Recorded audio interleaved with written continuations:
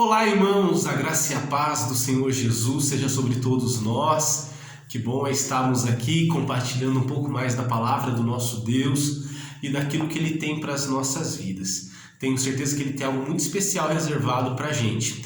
Antes de iniciarmos a nossa palavra, a nossa meditação de hoje, quero fazer apenas um lembrete para os irmãos. Domingo agora é o primeiro domingo do mês de julho, então nós teremos a Santa Ceia do Senhor aqui no nosso culto presencial na nossa igreja, tá bom? Domingo agora, primeiro domingo de julho, culto de Santa Ceia e culto das primícias. Traga também as suas doações para a gente montar as cestas básicas que a gente doa para as pessoas carentes, tá bom? Então vai ser muito importante você trazer a sua doação. Nesse domingo, nós também teremos a nossa Assembleia Anual, aonde a gente vai fazer aquela prestação de contas que todo ano a gente faz para deixar tudo muito transparente, tudo muito bem claro e às limpas, né, como a gente sempre faz. Então você que é membro da nossa comunidade, tem essa agenda que você precisa estar conosco aqui, tá bom? A menos que você faça parte do grupo de risco e não possa estar com a gente, mas não deixe de participar da Santa Ceia da sua casa mesmo, tá ok? Participe aí com a sua família, com os seus parentes queridos e vamos todos juntos celebrar ao nosso Deus. Amém, queridos? Pessoal, domingo passado nós falamos sobre o cuidado com a ansiedade. Falamos, de acordo com o texto de Lucas que nós estudamos, sobre os perigos que a ansiedade pode causar nas nossas vidas e bem como o que podemos fazer para aliviar essa tensão, essa preocupação que suga a nossa força, que estrangula a nossa alma, que rouba as nossas energias. Então, se você não assistiu essa mensagem, é muito importante que você possa trazer ela para o teu coração para ter uma vida mais em paz, deleitosa diante do Senhor, mais tranquila e serena diante de Deus. Nós precisamos disso. E hoje nós vamos falar de outro tema muito importante, essencial nessa sequência de mensagens que estamos no Evangelho de Lucas. E hoje vamos falar sobre o perigo da avareza, ou os perigos da avareza, tá ok? Esse texto, ele precede o texto da ansiedade que tratamos no domingo. Mas o Senhor Jesus, ele trabalha aqui através de uma abordagem que ele recebeu de um homem pedindo ajuda para solucionar um problema familiar que ele estava vivendo. E aí o Senhor Jesus aproveita todo esse contexto para lançar uma palavra certeira em um coração que precisaria entender um perigo ainda maior que ele estava correndo. Então vamos ler o texto e vamos falar um pouquinho sobre ele hoje, tá ok? Acompanhe comigo, Lucas capítulo número 12, versículo número 13. Diz assim: Naquele momento, chegou um homem no meio da multidão e perguntou a Jesus: Mestre, ordena ao meu irmão que reparta comigo a sua herança. Mas Jesus lhe respondeu: Homem, quem me constituiu juiz ou partidor entre vós? Então lhes recomendou: Tende cuidado e guardai-vos de toda e qualquer avareza, porque a vida de um homem não consiste na abundância dos bens que possui. E lhes proferiu ainda uma parábola, dizendo: O campo de um homem rico produziu com abundância, e arrazoava consigo mesmo, dizendo: O que farei, pois não tenho onde recolher os meus frutos? E disse: Farei isso. Destruirei os meus celeiros antigos e reconstruirei maiores ainda, para recolher todo o meu produto e todos os meus bens. Então direi à minha alma: Tens em depósito muitos bens para muitos anos. Descansa, coma, beba, regala-te. Mas Deus lhe disse: Louco, esta noite te pedirão a tua alma, e o que tens preparado, para quem será? Assim é o que entesoura para si mesmo e não é rico para com Deus. Amém? Olha que texto fabuloso esse. Uma vez eu vi uma história de uma armadilha que é feita para capturar macacos. E as pessoas que vão para a selva em busca desses animais, que algumas regiões do planeta são raros até, faz uma armadilha muito simples para capturar os macacos. Eles pegam uma lata aonde caiba a mão do macaco e deixam para dentro da lata lâminas afiadas na parte de dentro da boca da lata. E dentro da lata coloca algo que eles sabem que é um alimento que o macaco goste, como uma banana, alguma fruta que é atrativa para eles. O macaco, pelo cheiro, vai até este local, enfia a mão nesta lata onde tem esse fruto que ele gosta, e ele, ao fechar a mão para pegar esse fruto, a mão, é claro, se enlarguece no punho, e a hora que ele tenta tirar a mão, esses ganchos afiados prendem na mão do macaco, do gorila, e faz com que ele fique preso nessa lata que está amarrada também em um tronco de árvore. E apesar da dor que ele está sentindo, faz com que o seu punho fique ainda mais cerrado, dificultando ainda mais ele se livrar daquela armadilha, sendo que seria mais fácil, é claro, abrir a mão e tirar ela com mais suavidade. Mas aquilo que ele alcançou, acrescido da dor que ele está sentindo, faz com que aquela simples armadilha venha a capturá-lo. Interessante isso, né? Quando a gente segura com tanta força aquilo que não é próprio, que não é viável para nós naquele momento, pode se tornar a nossa própria maldição, a nossa própria destruição. Ou seja, o que destruiu ou o que capturou aquele animal foi a sua própria avareza, foi a sua própria ganância ou o seu desejo inato de tentar reter e não abrir mão de nada daquilo que ele possui. Pense sobre isso. E é interessante que o Senhor Jesus, falando sobre a avareza, ele fala de um homem, o texto diz para nós que chega um homem pedindo ajuda ao Senhor Jesus para que o Senhor Jesus ajudasse ele a resolver um problema na sua família, um problema de herança. E o Senhor Jesus se recusa a ajudar, não traz nenhuma resposta que trouxesse uma solução para aquele problema. E eu acredito que uma das razões ou o motivo dessa postura do Senhor Jesus é que esse não era o verdadeiro problema daquele homem. Não era dividir aquela herança, mas o verdadeiro problema dele era a ganância do coração que havia entre eles. O problema não era a herança, mas a ganância que estava no coração deles. E enquanto os dois não fossem tratados de uma forma transformadora por dentro, esse desejo ganancioso que havia dentro deles não ia ser saciado. Ou seja, nenhum acordo seria satisfatório enquanto a ganância ainda estivesse no coração deles.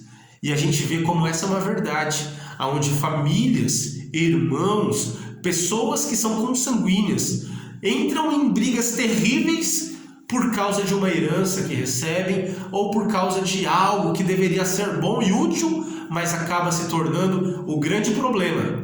Mas é interessante a gente entender que o problema não é a posse, não é o bem, não é aquilo que recebeu, mas o coração daqueles que fazem parte de todo esse processo. Eu vejo que o Senhor Jesus quer tratar algo em nós hoje. Ele quer tratar o nosso coração e não deixar com que a gente seja dominado por uma compulsão pelo ter, pelo possuir, pelo ajuntar, que isso não seja o primeiro na nossa vida. Queridos, enquanto a gente não for transformado por dentro, deixarmos de ser egoístas, avarentos, idólatras, acumuladores, tudo aquilo que a gente recebe não vai ser uma bênção, mas pelo contrário, poderá se tornar em uma maldição na nossa vida. Eu achei muito interessante a definição de avareza que um escritor definiu e que eu achei bastante lógica para o nosso texto aqui. Ele diz o seguinte: a avareza é a sede insaciável de uma quantidade cada vez maior de algo que acreditamos ser necessário para nos fazer sentir verdadeiramente satisfeitos. Vou repetir a definição de avareza desse escritor, que é o Warren Wiersbe. A avareza é uma sede insaciável de uma quantidade cada vez maior de algo que acreditamos ser necessário para nos fazer sentir verdadeiramente satisfeitos. Interessante, né? A avareza, ela é insaciável. Aquele que tem sempre quer ter mais. Uma vez o homem mais rico do mundo da sua época, que era o John Rockefeller dos Estados Unidos, um bilionário, foi questionado e perguntaram para ele: "Ô John Rockefeller, quando que você vai se sentir satisfeito com o que você tem?" E ele deu uma resposta que ficou marcada. Ele disse: "Eu me sentirei satisfeito quando eu tiver um pouco mais. Quando eu tiver um pouco mais, aí sim eu vou me satisfazer." É interessante que a avareza é essa sede insaciável, de uma quantidade cada vez maior de algo que acreditamos ser necessária para preencher o vazio do nosso coração.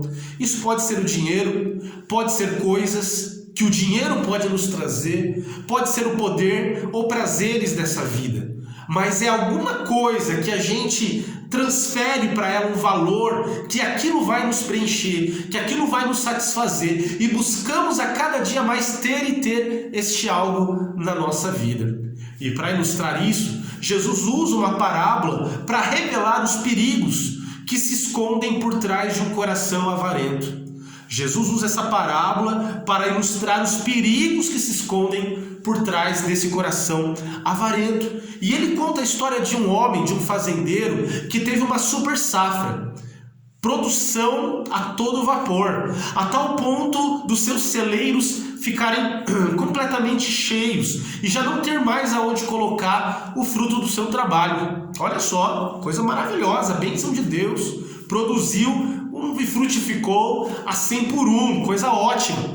E aí esse homem pensa: eu vou destruir os meus celeiros antigos, construirei novos, vou guardar tudo lá dentro e aí eu vou curtir a vida, vou dormir, vou comer, vou me satisfazer com tudo isso que eu tenho e tá tudo ótimo na minha vida, tô tranquilo. Interessante. Mas no meio dessa história a gente percebe uma coisa interessante, que essa história desse homem, o seu maior problema era ter muito dinheiro. Enquanto para muitos o grande problema é não ter dinheiro, o problema deste homem era ter muito dinheiro. Talvez você pode até falar assim: eu queria um pouquinho desse problema, hein? Eu estou precisando de um pouco mais desse problema.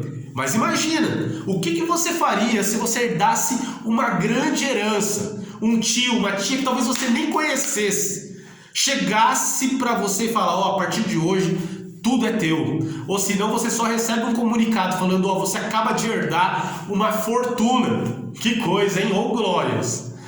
Você faria tudo o que está no teu coração, realizaria todos os teus sonhos, ou você iria pedir para Deus uma direção sobre o que fazer com esse dinheiro, ou como usá-lo da melhor forma que glorifique o nome do Senhor? É interessante, irmãos, a gente entender que muitas pessoas acham que só vão se contentar quando tiverem muito. Mas é interessante que até esses que têm muito não são plenamente felizes e não vivem um contentamento pleno diante do Senhor. É interessante que uma frase que eu também ouvi estudando essa palavra é que aqueles que se contentam com aquilo que o dinheiro pode comprar corre o risco de perder aquilo que o dinheiro não pode comprar. Vou repetir. Aqueles que se contentam com aquilo que o dinheiro pode comprar, corre o risco de perder aquilo que o dinheiro não pode comprar. Tem pessoas que ficam obcecadas para comprar algo, para ter algo, mas chegará um dia, e todos nós um dia estaremos nesse momento, que o dinheiro já não vai mais ter todo esse poder e não vai ser capaz de nos dar aquilo que a gente precisa, a salvação, a vida eterna, a nossa herança espiritual que Cristo dá para nós. E nos tornaremos, talvez, com muito dinheiro, mas pobres, por não ter aquilo que a gente precisa. Tem tudo, ou o que vale ter tudo, sendo que a pessoa perde a sua alma. Que Deus nos livre deste mal, que Deus nos livre do perigo de ver a nossa vida se perder diante dos nossos olhos, por ter tudo nessa vida, neste mundo, mas não ser rico para com Deus, não ser próspero para o Senhor. Uma vez eu ouvi um pastor dizendo o seguinte, que a medida da riqueza ou da prosperidade de uma pessoa não está naquilo que ela acumulou ao longo dos anos, mas sim na quantidade daquilo que ela distribui ao longo da sua vida. Vou repetir, você quer ser próspero? E isso não vai ser medido pelo quanto você tem, mas pelo quanto você dá, pelo quanto você reparte, pelo quanto você glorifica o nome do Senhor com aquilo que você tem. Tudo que aquele homem fez foi acumular, mas acumular para si.